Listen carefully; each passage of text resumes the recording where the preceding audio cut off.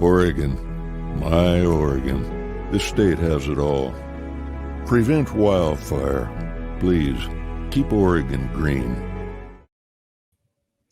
Thank you so much for joining us. Right now, we're joining Keep Oregon Green for a special virtual storytelling event to illuminate the ways we're all responsible for keeping each other safe from harm of all kinds, but especially from forest fires as we head into the forest fire season. My name is Megan Finnerty, and I'm here on behalf of the Storytellers brand studio, part of the USA Today network. And tonight's show is called Forced to Flee. It's bringing to life harrowing, fascinating, and insightful stories from survivors of all kinds. We will also have a Q&A with Doug Graff, the Chief of Fire Protection for the Oregon Department of Forestry. We promise you a show that is filled with insight, heartfelt moments, real facts and information that you can learn from. Most of all, it's going to be a time for community connecting, to come around and think about how, even though we might feel particularly alone during a pandemic, maybe home watching a lot of TV, the choices we make affect all of us. We are truly part of a collective, and I hope you end up feeling that way at the end of this show. Without further ado, we'd like to bring up Jess. I'm going to have you say hi to our storytellers.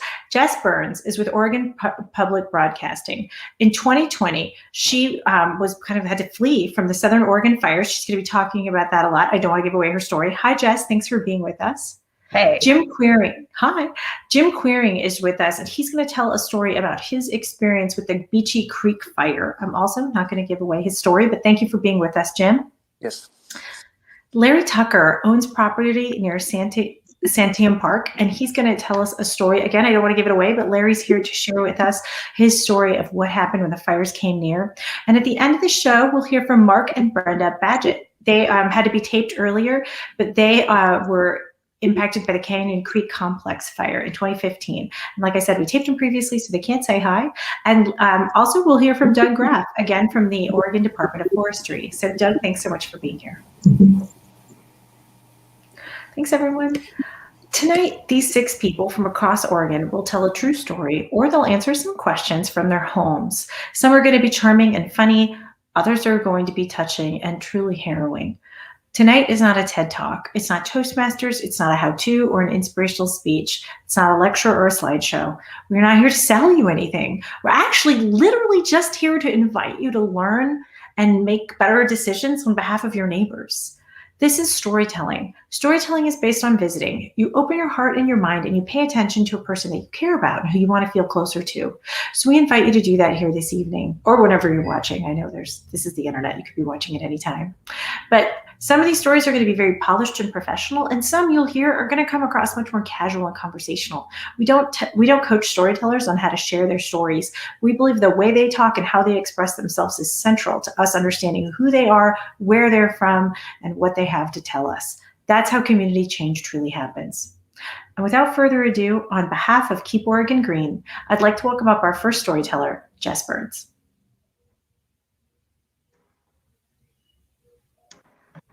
My suitcase is open on the bed next to Georgia O. Cat, and I'm staring at it. I'm just staring at it because I can't figure out how many t-shirts I should pack. Usually I'm the packer. I pack early, I'm quick, and I'm efficient, and it's Kate, my partner, who comedically collapses, defeated on the floor, lamenting the paradox of choice in her closet. But Kate's done. Her suitcase is out in the hall, and I hear her moving around up front, packing up all of Georgie's cat gear. But I'm just staring at my bag, fundamentally unable to decide how many t-shirts I should pack. I'm a science reporter for Oregon Public Broadcasting. I'm good at details, and I regularly make spur-of-the-moment logistical decisions for myself and others when I'm working out in the field. But these goddamn t-shirts.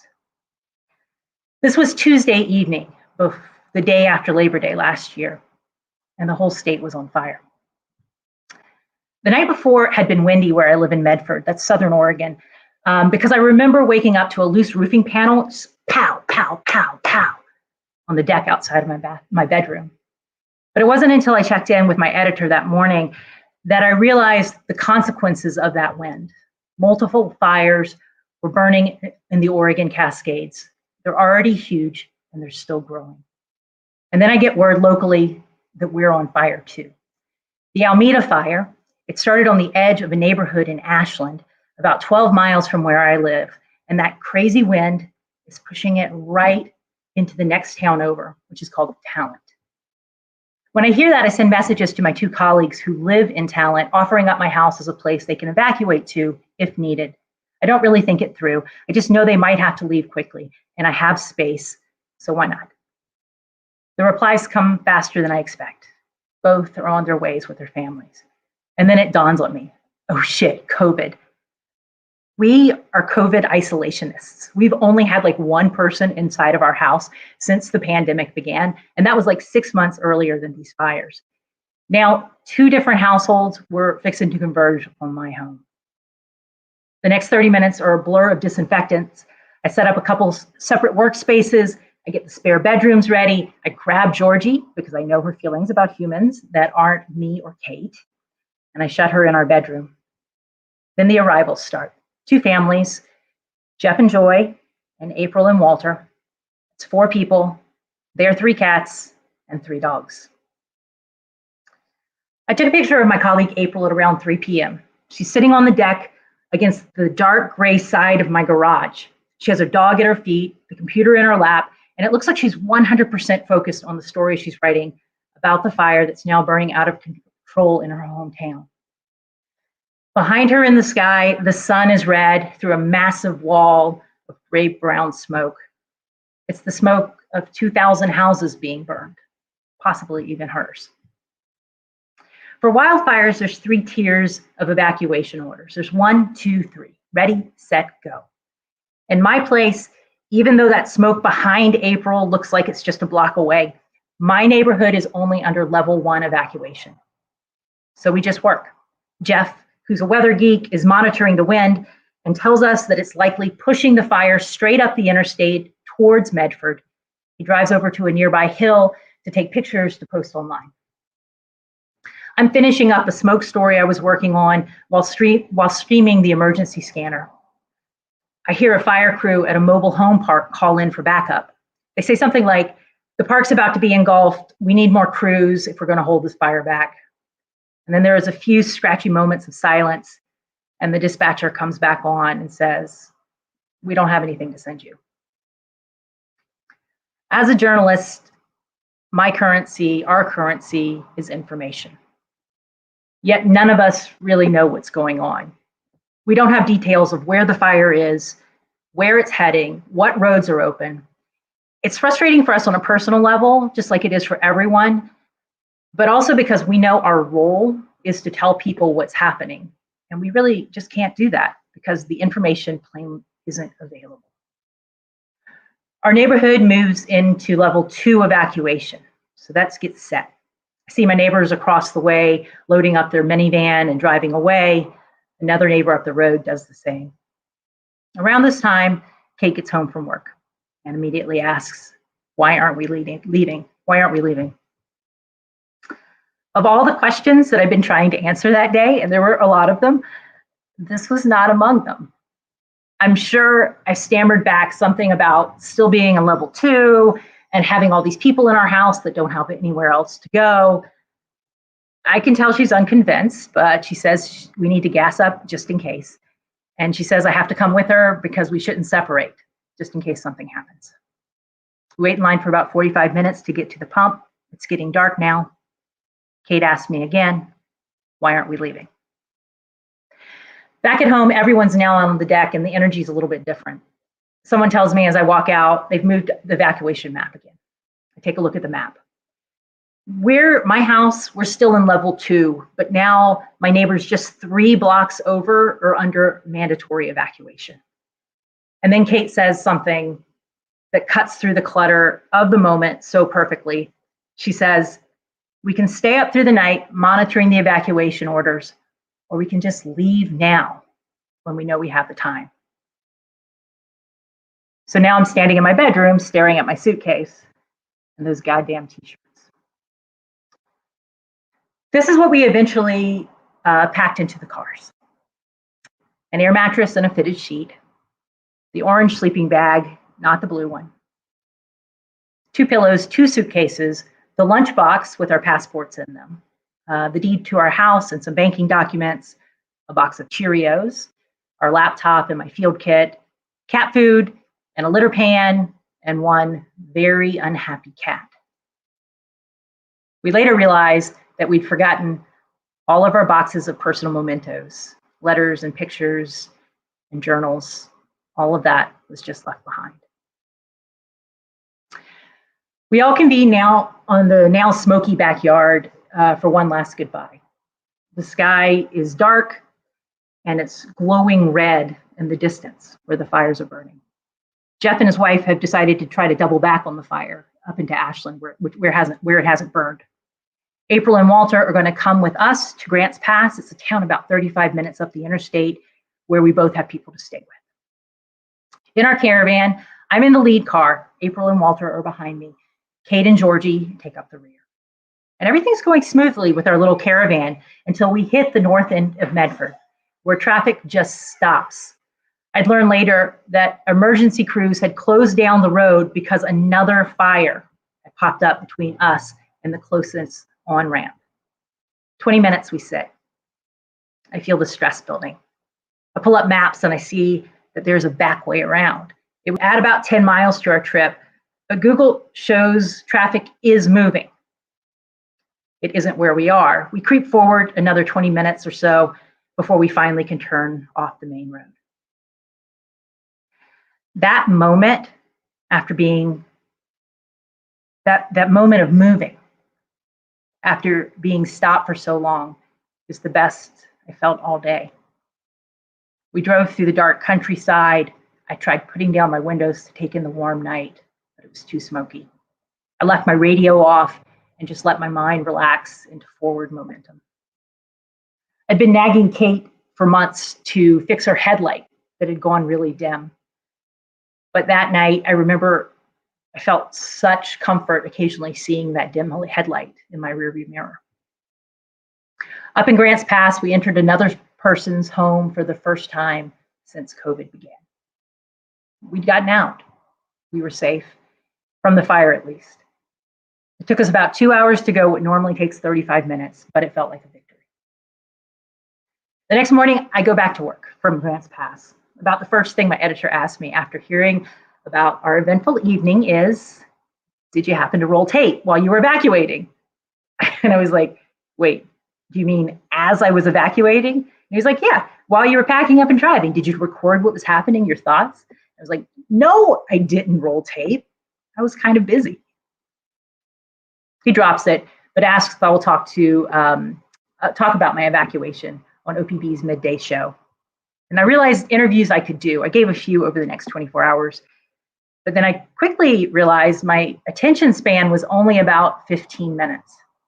I eventually got an assignment to cover the daily press conference about the Alameda fire. It's reporting 101, and it was exactly the kind of assignment I needed. That day, we learned our neighborhood didn't burn. The wind had died, and the fire had stopped expanding about 3 miles from my house. On Thursday afternoon, I drove home with Georgie. On Friday, I learned that Jeff's didn't lose his house. April didn't either, although almost all the houses on the opposite side of her street were now rubble. On Friday afternoon, like a light switch flipped in my brain, my focus returned. And by the end of the next week, I produced a story that I'm still proud of, about how we were all visited by the ghosts of climate change, past, present, and future when it comes to the Labor Day fires. But looking back, I realize now that I get it. I get what it is to evacuate from wildfire. Knowing you want to make the right decisions in the chaos, but not actually having the information to do it. Knowing what it is to feel anxious and distracted and frustrated and indecisive and a little more, or more than a little, out of control. And then later, I know what it is to feel grateful and lucky and guilty and oddly detached because I still have a home and so many of my neighbors don't. I carry this with me now. It'll be there in the wildfire reporting that I do going forward. And I hope that that reporting is better because of it. And I also know now I need to make a list, an emergency packing list, just in case we have to evacuate again. What's important? What can't be replaced? What will we need? Including how many t-shirts I should pack. Thanks. Oh, Jess, thank you so much for your story. Thank you for your sense of perspective and the humor that you bring to what is a really hard story to tell. Thank you. Man, I do appreciate it. We also want to not let it go past without saying that your cat has the best name I've ever heard of. She's still traumatized, but that's just no, Georgia. Georgia, right, I'm glad Georgia. Okay, it's fine. No, truly, like, thank you so much for your perspective as also a journalist who, is a little meta to be able to talk about like living something you cover. I really want to honor that all of us are better for being able to bring our full selves to our jobs. And right now you've experienced something that I know will pay a lifetime of empathy for all the journalism you do for the rest of your life. So thank you for sharing that perspective. Thanks for having me. Oh my gosh, yeah. It is intense, you guys. Like, these are very serious stories. I'm a little, I'm an easy crier, but it was a long year. The whole idea behind this show is that Keep Oregon Green is dedicated to keeping Oregonians and their land safe from fire damage. For more than 75 years, the association has been educating the public on how to prevent wildfires. And Keep Oregon Green promotes healthy landscapes, safe communities by educating the public of everyone's shared responsibility to prevent human-caused wildfires. It's kind of the big message here. We want you to think before you strike a match or flick a cigarette or use equipment that can cast sparks. And I always want you to have tools on hand to put a fire out, whether that's a bucket or sand or a shovel. What we want to point out is that Keep Oregon Green could have bought billboards. And of course they did buy some digital ads, and that's great, but they wanted to create community around a conversation of mutual responsibility. And that's why they're using the power of storytelling here right now with you. They're bringing you this experience because they want you to feel connected to one another. To bring that message a little more home, we're going to bring up in just a second Carrie Berger. She's the fire program manager from Oregon State University's Extension Service. And she has a message for us about what you can do in Oregon to make a difference and look out for your neighbors. So we'll bring up Carrie now. The landscapes in Oregon connect us. From the coast, the valley, the mountains, to the rangelands. We are united by our love for this land. We value the resources that come from these landscapes and are committed to preserving our diverse and beautiful state. But Oregon needs our help. Wildfires affect us all and impact our economy, our ecosystems, and our well-being. Whether you are a landowner, a homeowner, or a citizen, everyone has a role in protecting what is ours and what we love. Oregon State University's new Extension Fire program can help. Like you, we live and work in communities throughout Oregon. We want our communities and landscapes to thrive for generations. The fire program offers education and tools for living with fire before, during, and after a wildfire strikes.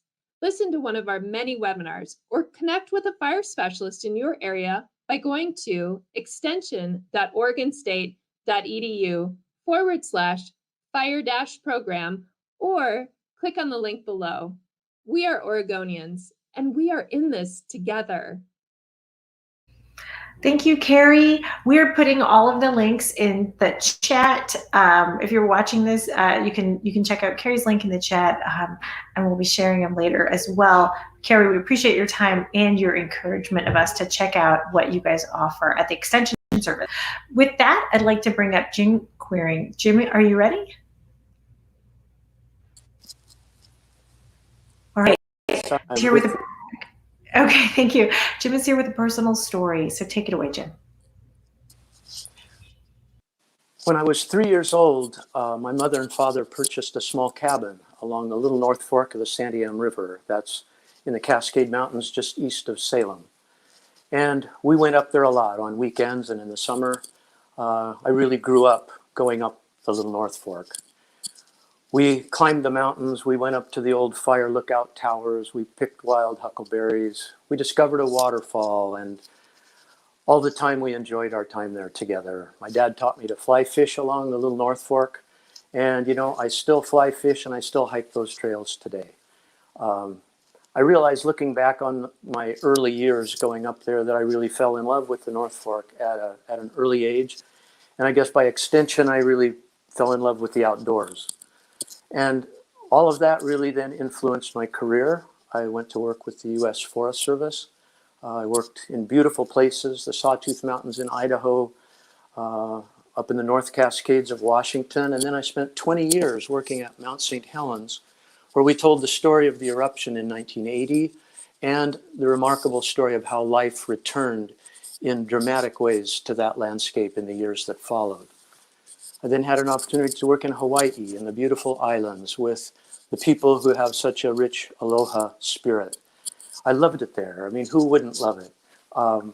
And yet, one morning, I went out in the sun and looked up into a tree and admired the branches of this tree, only to realize that I was thinking about Oregon, and I was thinking about the little North Fork where I had grown up. And it really informed me that my real home was back here in Oregon and up on the North Fork. So within a few years, it worked out for me to come back to Oregon. I worked with the Oregon Department of Forestry for a number of years, and then was fortunate to be able to retire.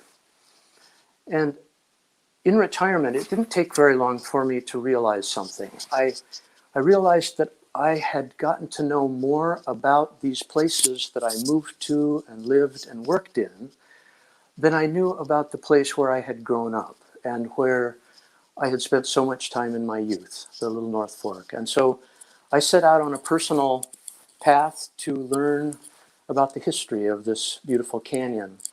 And it took me to some wonderful places. I met wonderful people in the process. And, you know, I learned about Native people who went to that canyon for thousands of years, collecting the important resources that they needed in their lives. I had never known that such a rich and deep history and culture of our local Native people existed right in that canyon, and it was right under my feet. I learned about the gold miners who went up into that canyon. They literally risked their necks going into dangerous positions up high in the mountains, wedging between rocks to look for that elusive vein of gold. And I learned about the old loggers that first came into the canyon in the 1920s.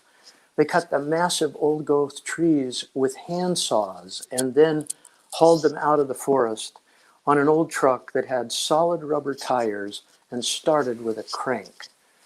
Their lives were primitive by our standards today. And so whether it was the early homesteaders, the miners, the loggers, these early American residents that settled those areas in the canyon really lived tough lives and faced a lot of hardships. But along the way, they supported each other and managed to get through things all right. Especially one of the stories was during the Great Depression, how tough things were and how people really helped each other get through it all. Well, coming into last summer, I was thinking about all these things I'd learned about the history of the area, and I started to put it together in a manuscript. I was hoping maybe I could publish sometime. And one day by August, it was August 16th, I was out on the deck at the cabin and had my laptop and I was working on this history project when I realized that in the distance I was hearing something. It was a rumbling. And I realized it was thunder. There was a thunder and lightning storm in the upper canyon, and it was of concern to me. I called to my partner, Sean. She had just gone inside. I said, Sean, did you hear that? And she called back, yes. She came right out, and we listened. We agreed this was not a good time for a thunder and lightning storm to roll through this canyon. The weather was so hot and dry. Well, by morning, we learned right away. A fire had started, and the Forest Service was actively starting to work at putting it out. They tried to put troops of firefighters in on the ground, but they found out just what the old miners had learned. It was too rugged, too rough, too hard to get at, and too dangerous to fight a fire up there.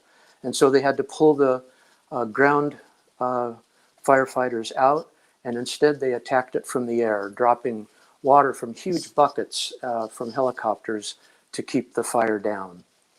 This went on for some time. We tracked the work. The fire stayed small.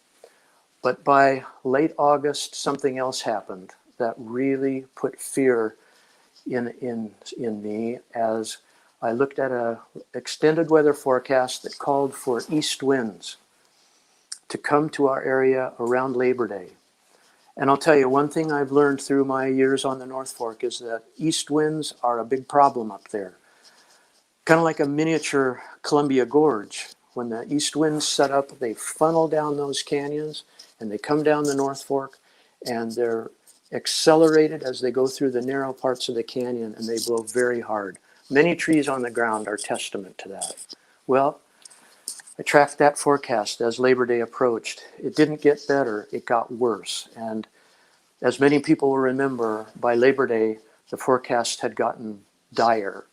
And we received a call up at our cabin on Labor Day morning that we were being given a level 2 evacuation notice. We needed to pack and get ready to go at a moment's notice. And so we activated a local phone tree that our community had established several years ago. We made sure that everyone knew that this order was coming, and then we all got to work packing. We started collecting the things from our place that had important family meaning for us. We didn't look for things that were worth a lot of money. They were things that meant things to us. And first thing we brought out were our journals, the things we had written in for years, documenting our experiences up the canyon and the friends and family members that had come to share it with us. We went back and we got a desk that my father had built when he was young.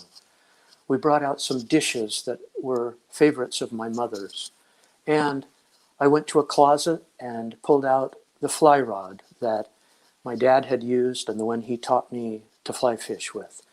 I took that carefully apart, took it out to the car, loaded in with the other things. Well, by afternoon, it was time to close up. The wind had started to blow. The trees were bending. The smoke was coming in thicker and thicker. The sun became blotted out. For a while, it was an orange ball in the sky, but soon it was black, and the sky was darkened by all the smoke. So we got out. We headed for Salem, hoping and praying for the best. We made it home okay to our home in Salem, spent a restless night, and by morning we were up early to see what we could find out, what had happened with the fire. Well, our worst fears had come to be, even worse than we had imagined. That fire had come down the canyon on the force of those winds and burned the entire canyon in one night, from the highest mountains where the old lookout towers once stood, all the way to the mouth of the canyon. It's said that 140,000 acres burned in that one night, and it was almost all evergreen forest. All the things I had been studying for the last 4 to 5 years about the history of the canyon, everything had gone down in that fire. Well, it was hard to even imagine, and as the days passed, we learned more and more about what happened. We weren't allowed to go in right away because of hazards in the canyon. Finally, after about 3 weeks, my daughter and I were given the first opportunity for our family to go in. We made our way up the canyon. We feared the worst, but we hoped that maybe our canyon had survived. We knew some had survived. We got within about 1/8 of a mile and had to park the car and walk. The trees were down. Our little street was covered with trees.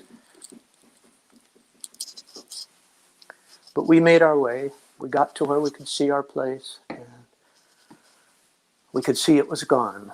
All that was left was the foundation and some twisted metal. It's been hard. It's still hard for us. And it's hard for so many of our neighbors. Of 40 homes and cabins that we had in our little community, only 3 survived the fire. And of course, that means all of us are struggling with the aftermath of the fire. This emotional trauma of having lost so much, the change of that canyon from a beautiful green canyon to one that's now mostly black. And all the business we all have to deal with, the insurance claims and the removal of debris, they're all long, involved processes. But we're all working through it. And I guess through it all, I've had two major sources of strength. One has been our neighbors. We've had so many neighbors that have been helpful, supportive, encouraging, and positive. It's just like some of the stories I read about people who helped each other back in the early years of the North Fork in the Depression, for example. The other thing that's been of hope and comfort and support for me has been my reflections on the years at Mount St. Helens. I got to see so clearly how that landscape affected by the volcanic eruption was transformed by life and color in just a short time as life returned to that landscape. And we're already starting to see that today along the North Fork. There's wildflowers today on the side of the road, and plants are coming up everywhere from the roots that survived in the safety of the soil. So the confidence we have looking forward is that it will be beautiful again. And our family has decided we will rebuild. We want to build a cabin again. It'll look much like the old cabin, but it will be different in two ways. The old cabin was all wood, inside and out, just like so many of the old cabins were.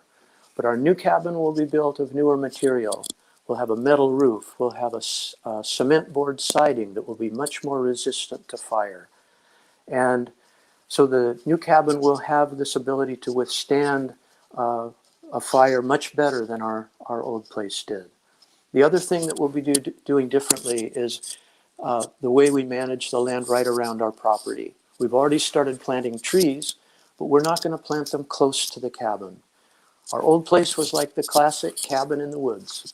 The new one will be more like a cabin in a meadow, and that will be like the cabins and homesteads that we have pictures of from around 1900. The early places that people built were in meadows and in clearings, with the trees at a distance and the mountains rising behind them.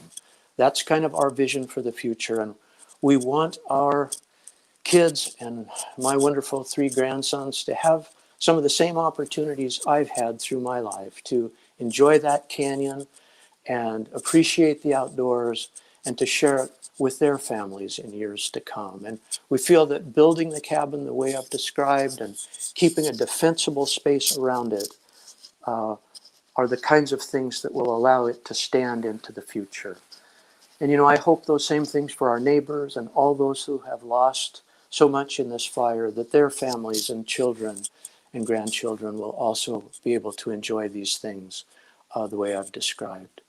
And I think lastly, I have one other thing to do after we get our cabin going. I want to get back to my history project. I'll need to review what I wrote last summer and probably revise that quite a lot. But I also know that in view of this experience we've shared this last year with the fire and all the things that have followed, I have at least one more new chapter that I will need to write to tell my story of the history of the Little North Fork of the Santiam River. Jim, thank you so much for your story. You are such a thoughtful person and such a natural storyteller. It is a pleasure to hear your story, even though it is a sad story. Yeah, thank you. Well, and also I just want to say thank you for ending on a hopeful note, Jim. It is something to tell a story in that way. So I really appreciate it. Yeah, it's tough, but we have a wonderful community, and I think we're all now looking forward. Thank you. Well, everyone, when you heard Jim's story, you can hear how he really focused on what he learned from this experience and what he knows now about fire prevention and really like fire management. You know, that vision of a home in a beautiful meadow, that is a really powerful, I think, hope and vision for the future, but it's also like a very practical way to manage space. And so with that, I know I don't want to be cheesy about it, but if you want to like Jim's story with some reactions on social media, or you want to type a little note into the chat, we're lucky to have him here. I now want to bring up, speaking of Vince's beautiful, or of Jim's beautiful handoff, I want to bring up Doug Graff. He's the Chief of Fire Protection for the Oregon Department of Forestry. And Doug and I are now going to have a chat about all that really, really smart stuff that Jim was talking about doing.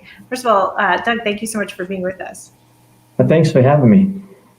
Yeah, when you hear stories like that, does your heart like grow a little tiny bit? Are you like it was sad, but you were like, okay, he has a plan for the future? Yeah, absolutely. It's a reminder of why all firefighters do the work we do. It's really important to take a pause here and spend time with Oregonians. It's really healthy for me personally, and validating as to why we do the work. So I really appreciate people sharing the stories. Oh, Doug, thank you for that. Well, we're talking right now about people who've lost their homes or they've been displaced and they've had that incredible fear of needing to flee. And this is something that gets worse every year. So can you talk to us a little bit, provide a little like scope and context of like what it's like in Oregon right now? Yeah, certainly catastrophic wildfire risk is on the rise. We've seen this trend for the last 3 decades. A couple decades ago, burned 170,000 acres statewide across the state. The next decade, 340,000. And now we're averaging on a 10-year average, in the last decade, 680,000 acres burned across the state. So we're certainly seeing a rise of catastrophic wildfire in Oregon and across the West. And a large part of the fires are caused by humans. So I think there's some opportunity as we kind of manage our destiny in this environment. There's things we can do. And you mentioned them at the beginning of this session, which I thought was great. Understanding those activities that lead to fires, the debris burning in our backyards, being very careful and cautious and paying attention to weather patterns, campfires, small equipment use in and around our homes, anything that results in a spark. We have to be careful, certainly during fire season. Well, thank you for telling us about that, because it is important just to hear like, hey, you're responsible for the 70% of the fires. I mean, that's pretty intense. What should Oregonians or visitors know about being safe during fire season, which is coming up? I mean, it's May. It's on us. It's happening. It is upon us, and probably two thoughts: one at home and then one traveling. Okay. When at home, there's a great website, Oregon State University Wildfire Risk Explorer, and you can click right on your house and get a wildfire risk report for your home. And it gives great information on local contacts. Where's your fire department? What Department of Forestry district you're in? And then as you look at that risk report, follow it. There's some key elements that'll be in all of them, and it's that critical point is around your house, about 5 feet around your house is the most critical. Looking at the roof, making sure it's clear, debris, your gutters. Make sure the screens on your vents are in proper order. That's where the embers come into your homes. And I would encourage you to look at Keep Oregon Green website, who's hosting the show today, Firewise communities. All of those will help inform you what you can do at home. And then at traveling, really know before you go, what kind of fire risk are you entering into? And the Department of Forestry has a great website that you can click anywhere in the state and see fire restrictions on where you're heading. And while you're traveling, think about the exhaust system on your vehicles. We have a lot of vehicle fires along the highway system. If you're hauling a boat or a trailer, make sure that chain is not dragging. And when you get to that destination, keep those fires out. Make sure you have a bucket and shovel and tend to that fire in a dedicated fire pit at a campground. Be very careful. Oh my gosh, I have to say, it's a long list, but I also want to validate, it's a lot of common sense, like you have to think these things through. I certainly can say, like, right, as a camper, you always want to know, are you allowed to have fires or not? And I think once upon a time, the answer was, of course. And now the answer is often, no, you're going to eat something out of a packet. Or get takeout no, I'm kidding. Maybe I'm kidding. So I want to talk, Doug, there are so many things that we can do, that's like really, really practical, but I want to draw our attention, if people don't always know about, use the word defensible space. Can you talk about that a tiny bit for like a little bit specifically? Like, what does that mean if that's not something everybody knows about? Yeah, defensible space, and I mentioned the first 5 feet around your home, but that extends several hundred feet out. Give the firefighters who are going to work to defend your home a chance. Give them a defensible space. So if the fire is coming into our communities at the treetops and the canopy, we want to thin those canopies out, get that fire on the ground, and make sure we have clean in and around your home and reduce that fire risk. And the best tools and information is on those websites I described. I really encourage you to take a look at those, visualize that information on those websites, and then apply that to your local area. And call in the experts. We all have local fire departments that we live by, and those folks will absolutely come out when you call. And the Department of Forestry across much of the state, and the state fire marshal. There's a lot of resources depending on where you're at across the state. So ask for help. And we just shared the URL of ready.gov. Can you talk to me a little bit about that evacuation preparation? I know Jess talked about it, and it's hard to imagine that level of confronting reality, to take a beautiful day and think the days might not always be this beautiful. I need to pack a bag. So can you tell us about that? Yeah, Jess had a powerful story there, and it's great to share these stories because it's eye-opening.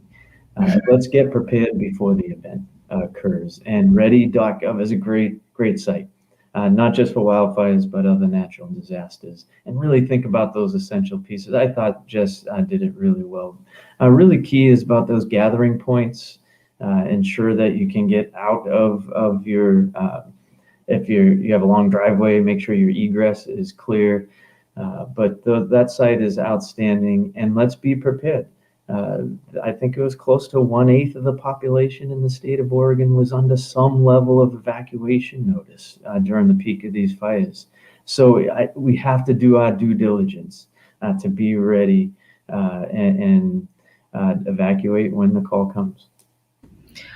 Oh my gosh. Well, Doug, thank you so much for talking with us about such practical tips. We really, really appreciate your time. But also I want to say thank you for your work. Every day you show up to work and you keep the people of Oregon safer. So thank you for your passion for your job. Thank you. Mm-hmm. Now we'd like to bring up our third storyteller, Larry Tucker. Larry is going to talk with us. We're bringing back, there we go, bringing back up Larry. Oh, sorry about the sun flare there. Larry, are you ready? Awesome. The floor is yours. Hi, go ahead. Thanks, Larry. Well, our story in the canyon starts about 23 years ago when my wife moved up here.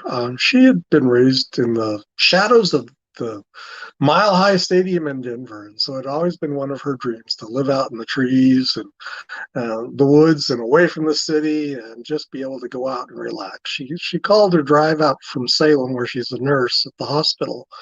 Robin would call that her de-stress time. So she got out here, and then she started working on her place, had a tractor, and would mow and keep the grass between the highway, because we live right on Highway 22.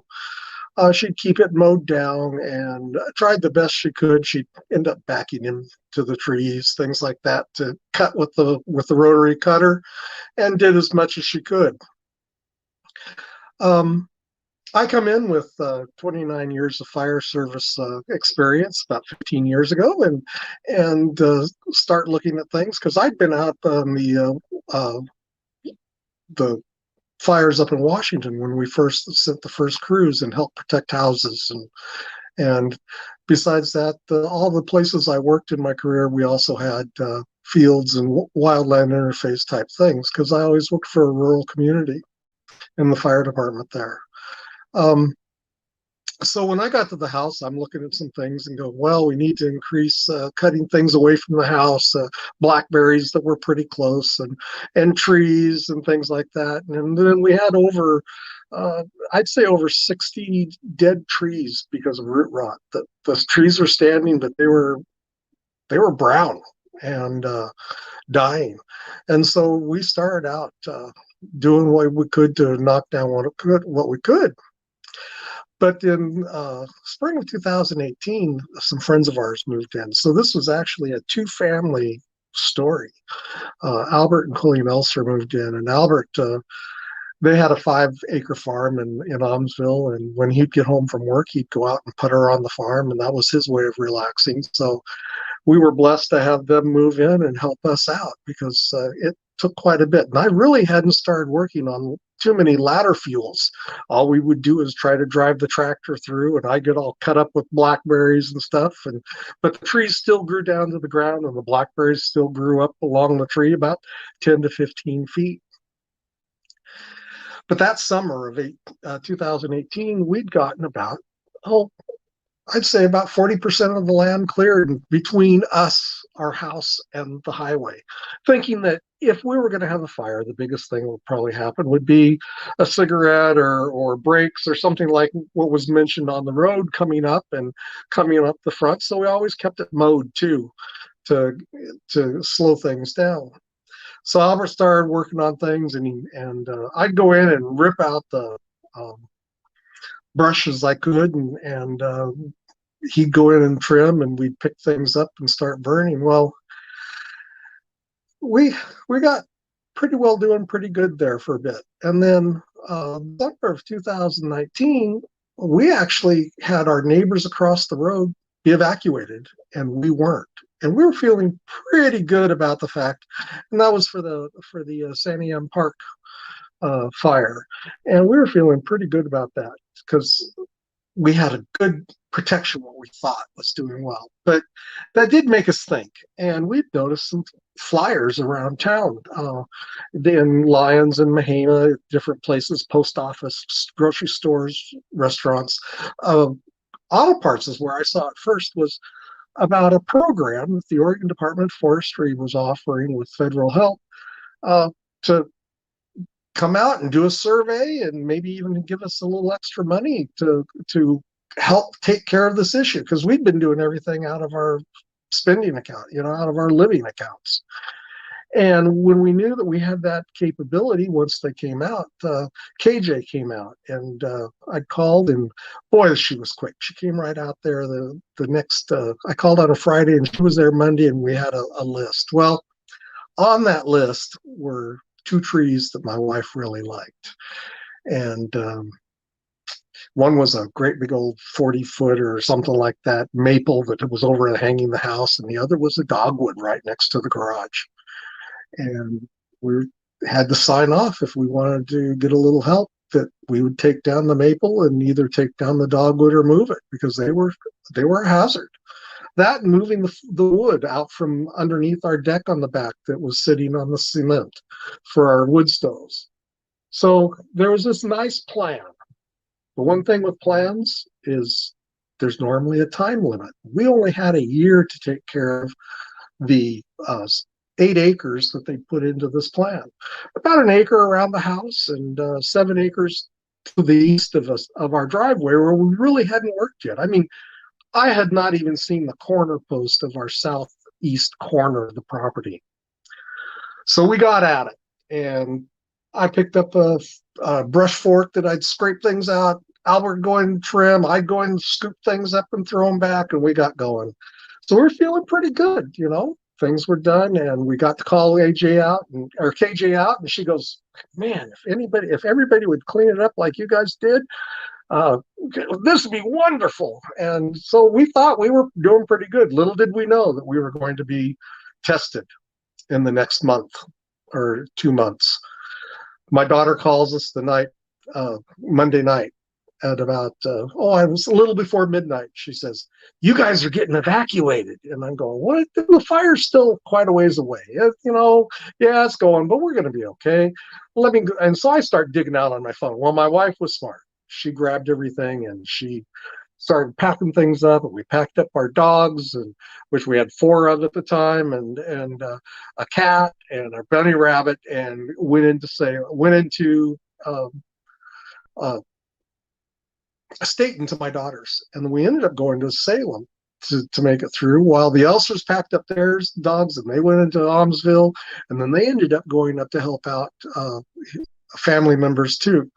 So we got out. One of the last things we said was, "Hey, we know that this, we may not be able to come back," and we actually prayed for the firefighters and for those around, and we knew that people were just going to suffer. We just said, "Well, It's only things, so let's get out. Well, as we're watching things and looking on the computer, we see that there's a strange box that almost looks like it's going around our property. And a couple days later, we get the picture sent to us that shows that our house is still standing. So there's some happiness there. We can make it up here, and what do we find? The fire had burned right up to our property line where we had mowed. The trees to the east of us were black. Ours were still green where we mowed underneath and stopped the fire from climbing that ladder fuel. And the area that we hadn't gotten to because it wasn't in the plan we were going to do this summer was black. And but fortunately, we cleaned out around the house and we didn't lose a single building. And we didn't lose our animals, so we felt blessed. And we had friends that lost everything up in the Beach Creek fire. So the biggest thing that I'm happy about is we had help from friends. Our neighbor was happy that we'd done what we did because we'd stopped the fire. And we had help, and we did little steps and then finally pushed it out further and further. So lots of good information out there to follow and lots of things that we can do a little bit at a time with some help. And if you need help, ask. You got neighbors that might be willing to help. So we're thankful for the people that we had help. We're thankful for the Oregon Department of Forestry for the help they gave us. And KJ was fantastic in her plan. And we too are very thankful to be able to stay up here in this canyon because we got to see the elk this last fall and winter after the fire. They still came back through our property and we were very happy.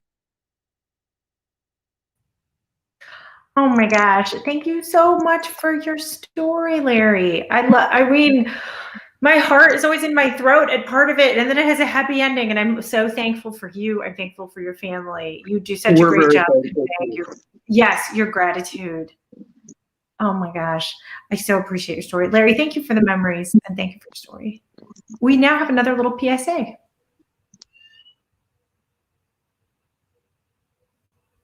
Be careful never to start a wildfire. Please keep Oregon green. Thank you for that. They're like little tiny PSAs. I hope you recognize that voice. We are going to close out our show with Mark and Brenda Badgett, who have truly a very intense story, but I think the ending will warm your heart. So stay with us. Thanks so much. So our story begins on Friday morning, August 14th, 2015. We were both living in a home that we purchased many years prior from my folks on a ground in Eastern Oregon, which is home, by the way, to one of the largest contiguous stands of ponderosa pine in the world. This place had been our family for about 40 years or so. We have 3 kids. They've long grown and left home, and we were living there with our dogs and horses quite happily. On the morning of the fire, well, let me back up. This land we manage for both wildlife and timber.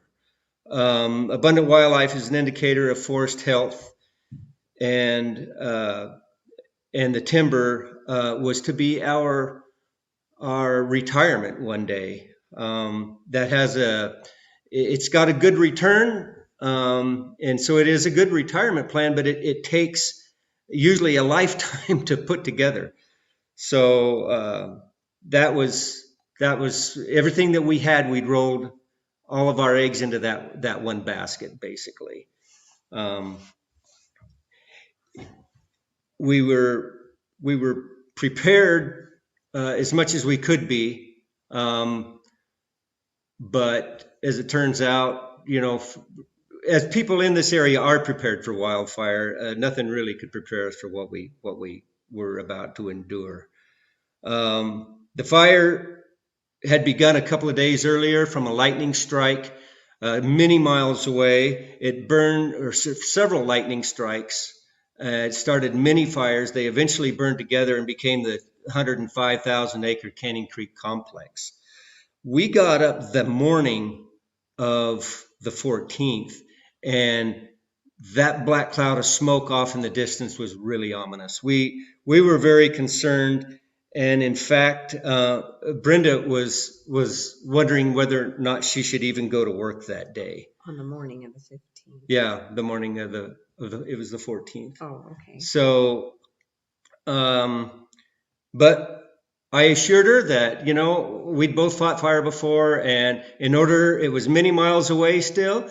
It was going to have to burn over several other homes and structures before it ever reached ours. I assured her they weren't going to let that happen. And it turns out I pretty much lost all my credibility that day. But as the day went on, Brenda could see the smoke. Well, we both left for work, and I worked about 25 miles away, and I should have been there most of the day, but I kept watching the plume of smoke from where I was working, and it was getting bigger and bigger, so I decided to leave early and head home. When I got south of Canyon City, they had a roadblock, so I had to stop and tell them how far up the canyon I lived, which I lied so that they'd let me through, and then I just drove up as fast as I could to the house. I threw the dogs in the van as soon as I got there. Mark's parents arrived real soon after, and a couple of guys that he works with, his dad works with, came to help. When I walked in the house, the phone was ringing, and it was Mark on his cell phone, and I was so upset. I was talking a mile a minute. He was trying to tell me. So I was 50 miles away, working. And by the time I was done and headed in from the field to the office, which was also a number of miles away, I could see that plume of smoke by then and got really concerned. And I started frantically trying to get some cell service to call. And when I did, I finally got through. I got, and that's the call Brenda's talking about. And so I was talking to him, and I was worried about what to do with the horses, and he told me just to run down the hill to the pasture and open the gate and let them go. So I ran down there and opened the gate, and before I left to come back, I asked God to stand with the horses, and I ran back to the house and left them. And we started throwing stuff in the rigs, and the policeman was there. There was one policeman saying we had to go. We had 4 minutes to get out of there. And sheriff deputy did show up and was trying to make sure people were getting out, and they had to go. The last thing I heard from them when I was on the phone was I gotta go, here comes the fire. We could see the fire coming over the ridge as we were leaving the driveway, and we knew we had to get out of there. When I got in the van to leave, I had a flat because I drove up to the house so fast. So we all had to stop and throw the dogs in another little rig that was sitting there, and lost the stuff that we had already loaded into the van, and we took off. Meanwhile, I was driving frantically trying to get there. I just hopeful that I could get there and help with something, or just I had no clue what was going on. I could not reach anybody. The phones had gone dead. I was in and out of cell service, and when I finally got actually closer to town, which was quite a while, I finally got through. Brenda and everybody had gone to the folks' house, and they said they were all fine. So boy, it was a frantic trip for me. I had a Forest Service radio with me because we were in my job while we were contracting with the Forest Service or working with them and stuff. So I was listening to the fire chatter, and that night was miserable because all we could do is sit and listen to the chatter. They wouldn't let anybody in. I had full fire gear at the house, a dozer and heavy equipment, a pumper and all that sort of thing because we have a timber operation. And and there was nothing we could do but listen to the radio. We felt like we were very prepared. We'd been grooming our forest for many, many years, for both fire prevention and for timber production. And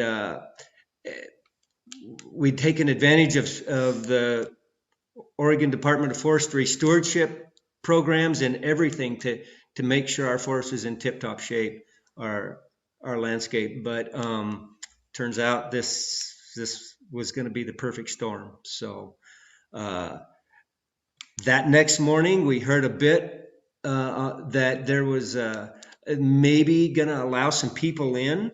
The landowners. Some of the landowners in, and they did actually open up for briefly. So we were able to kind of sneak in with four-wheelers and go up there, and not knowing what to expect, thinking maybe our hard work had paid off, but no amount of preparation could have saved our place. Actually, what we found was a moonscape.